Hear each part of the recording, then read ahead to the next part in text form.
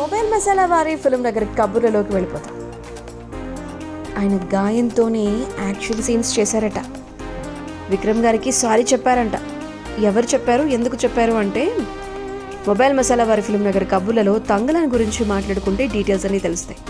Thangalaan cinema shooting టైంలో విక్రమ్ గారిని చూసి చాలాసార్లు ఎమోషనల్ అయిపోయారంట. యాక్షన్ సన్నివేశాలు చేసేటప్పుడు ఆయన పక్కటెముకలకు గాయం అయిపోయిందట. సో ఆ ఫైట్ సీక్వెన్సెస్ కొన్ని రోజులు ఆగి రీషూట్ చేయాలి అనుకున్నారు, కానీ విక్రమ్ గారు గాయంతో బాధపడుతూనే యాక్షన్ సీక్వెన్స్లో యాక్ట్ చేసేసారంట. ఆయన్ని కష్టపడుతున్నందుకు బాధేసేసిందట. సీన్ కంప్లీట్ అయిపోయిన తర్వాత విక్రమ్ గారు ఎలా ఉన్నారు అని చెప్పి అసిస్టెంట్స్తో చెక్ చేయించేవారట. అంత గొప్ప నటుడిని కష్టపెట్టినందుకు నేను క్షమాపణలు కోరాను అని చెప్పి పా రంజిత్ గారు చెప్పడం జరిగింది.